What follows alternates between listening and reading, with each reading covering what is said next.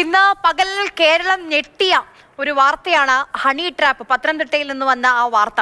അതിലെ സങ്കീർണതകൾ നമുക്ക് തന്നെ ഇപ്പോഴും മനസ്സിലായിട്ടില്ല. ഹണി ട്രാപ്പാണോ, ആഭിചാര ക്രിയയാണോ, ഇനി അവിഹിതത്തെക്കുറിച്ച് തുടർന്നുള്ള സംശയമാണോ, എന്താണെന്ന് നമുക്ക് ഇപ്പോഴും അതിലൊരു ധാരണയിലേക്ക് എത്താൻ കഴിഞ്ഞിട്ടില്ല. എന്തായാലും റാന്നിയിലെ സങ്കീർണത നിറഞ്ഞ ഹണി ട്രാപ്പ് കേസിന്റെ ചുരുളഴിക്കാനുള്ള ശ്രമത്തിലാണ് കേരള പോലീസ്. തിരുവല്ല ഡിവൈഎസ്പിയുടെ നേതൃത്വത്തിൽ പ്രത്യേക സംഘം കേസ് അന്വേഷിക്കും. അതിക്രൂരമായ മർദ്ദനത്തിനും പീഡനത്തിനും 2 പേർ ഇരകളായിട്ടുണ്ട് എന്ന നിഗമനത്തിലാണ് പോലീസ് ഉള്ളത്. പ്രതിയായ ജയേഷിനെ സ്ഥലത്തെത്തിച്ച് പോലീസ് തെളിവെടുപ്പ് നടത്തിയിട്ടുണ്ട്. കെ അഭിലാൽ വിവരങ്ങളുമായി നമുക്കൊപ്പം ചേരുന്നുണ്ട്. അഭിലാൽ, തെളിവെടുപ്പ് പൂർത്തിയായിട്ടുണ്ട്. ദൃശ്യങ്ങൾ പോലീസ് കണ്ടതാണ്. ഇനി എങ്ങനെയായിരിക്കും തുടർ നടപടികൾ? ഇന്ന് രശ്മിയെ തെളിവെടുപ്പിന് കൊണ്ടുവന്നിരുന്നോ? 2 കേസുകളാണ് രജിസ്റ്റർ ചെയ്തിട്ടുള്ളത്. പരാതിക്കാരിൽ ഒരാൾ ആലപ്പുഴ കാവാല സ്വദേശി 19-കാരൻ, മറ്റൊരാൾ റാന്നി സ്വദേശിയായ 30-കാരൻ.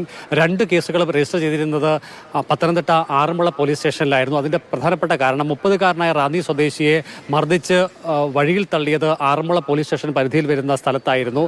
മറ്റൊന്ന്, ഈ സ്ഥലത്തു നിന്നും 30-കാരനെ കണ്ടെത്തി ഓട്ടോറിക്ഷ തൊഴിലാളികളാണ് കോഴഞ്ചേരിയിലെ ആശുപത്രിയിൽ എത്തിച്ചത്. ഈ 2 സംഭവങ്ങളും ആറന്മുള പോലീസ് സ്റ്റേഷന്റെ പരിധിയിലാണ് എന്നതിനാൽ തന്നെയാണ് ആറന്മുള പോലീസ് സ്റ്റേഷനിൽ കേസെടുത്തത്. അതേസമയം സംഭവം നടന്ന സ്ഥലം, പ്രതികളുടെ വീടിരിക്കുന്ന ഇടം എന്നുള്ളത് ആറന്മുളയ്ക്ക് തൊട്ടടുത്ത ഗ്രാമപഞ്ചായത്ത് പ്രദേശമായ കോയിപ്പുറത്താണ്. ആ കോയിപ്പുറം എന്നുള്ളത് കോയിപ്പുറം പോലീസ് സ്റ്റേഷന്റെ പരിധിയിൽ വരുന്ന ഇടമാണ് എന്നതിനാൽ തന്നെയാണ് കേസ് ട്രാൻസ്ഫർ ചെയ്യപ്പെടുന്നത്. അതിൽ കാവാല സ്വദേശിയായ 19-കാരൻ്റെ പരാതിയിൽ രജിസ്റ്റർ ചെയ്ത കേസ് നിലവിൽ തന്നെ ഇന്ന് രാവിലെയോടുകൂടി കോയിപ്പുറത്തേക്ക് ട്രാൻസ്ഫർ ചെയ്ത് കഴിഞ്ഞിരിക്കുകയാണ്. വൈകുന്നേരത്തോടു കൂടി 2ാമത്തെ കേസിന്റെ കൈമാറ്റവും ഉണ്ടാകും.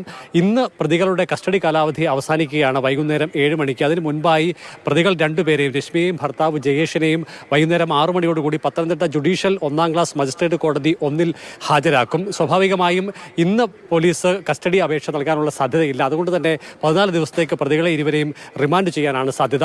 കേസിന്റെ 2ന്റെയും അന്വേഷണം കോയിപ്പുറത്തേക്ക് മാറ്റുന്നതോടുകൂടി പരിപൂർണമായും കേസിന്റെ അന്വേഷണം അവിടേക്ക് മാറും. തിരുവല്ല ഡിവൈഎസ്പി നന്ദകുമാർ നേതൃത്വത്തിലുള്ള ഒരു പ്രത്യേക സംഘത്തെ ഇതിനായി ചുമതലപ്പെടുത്തിയെന്ന് SP ആനന്ദ് വിശദീകരിച്ചിട്ടുണ്ട്. കേസുമായി ബന്ധപ്പെട്ട് പോലീസിന്റെ ഇതുവരെയുള്ള കണ്ടെത്തലിന്റെ വിശദാംശങ്ങൾ വൈകുന്നേരം വാർത്താക്കുറിപ്പിലൂടെ അറിയിക്കുമെന്നും SP വിശദീകരിച്ചിട്ടുണ്ട്. ചുരുക്കത്തിൽ ഒരുപക്ഷെ നാളെയോ അതല്ലെങ്കിൽ തൊട്ടടുത്ത ദിവസമോ കേസിന്റെ തുടരന്വേഷണത്തിന്റെ ഭാഗമായി പ്രതികൾ ഇരുവരെയും കസ്റ്റഡിയിൽ വേണമെന്ന് ആവശ്യപ്പെട്ടുകൊണ്ട് കോയിപ്പുറം SHO ആയിരിക്കും കോടതിയിൽ അപേക്ഷ നൽകുക. അതിന്റെ അടിസ്ഥാനത്തിൽ പ്രതികളെ ഹാജരാക്കി വൈകാതെ തന്നെ കസ്റ്റഡിയിൽ വിട്ടുകൊടുക്കാനാണ് സാധ്യത. എന്തായാലും സമാനതകളില്ലാത്ത കൊടും ക്രൂരതയാണ് 2 യുവാക്കൾക്ക് 2 ദിവസങ്ങളിലായി അനുഭവിക്കേണ്ടി വന്നത്. ആദ്യ സംഭവം നടക്കുന്നത് ഈ മാസം 1-ാം തീയതി ഉച്ചയ്ക്ക് 12:30-നും 2ാമത്തെ സംഭവം തിരുവോണ ദിവസം വൈകുന്നേരം 5 മണിക്കുമാണ് ഉണ്ടായിട്ടുള്ളത്. 2 പേരെയും സൗഹൃദം നടിച്ച് വീട്ടിലേക്ക് വിളിച്ചു വരുത്തുകയും പിന്നീട് കൊടിയ മർദ്ദനത്തിന് വിധേയമാക്കുകയുമാണ് ചെയ്തിട്ടുള്ളത്.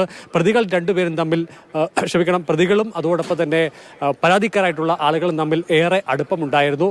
പ്രതികൾ 2 പേരും ബന്ധുക്കളാണ്. 19-കാരനായിട്ടുള്ള കാവാലം സ്വദേശിയായിട്ടുള്ള യുവാവും 30-കാരൻ റാന്നി സ്വദേശിയും തമ്മിൽ അടുത്ത ബന്ധുക്കളാണ്.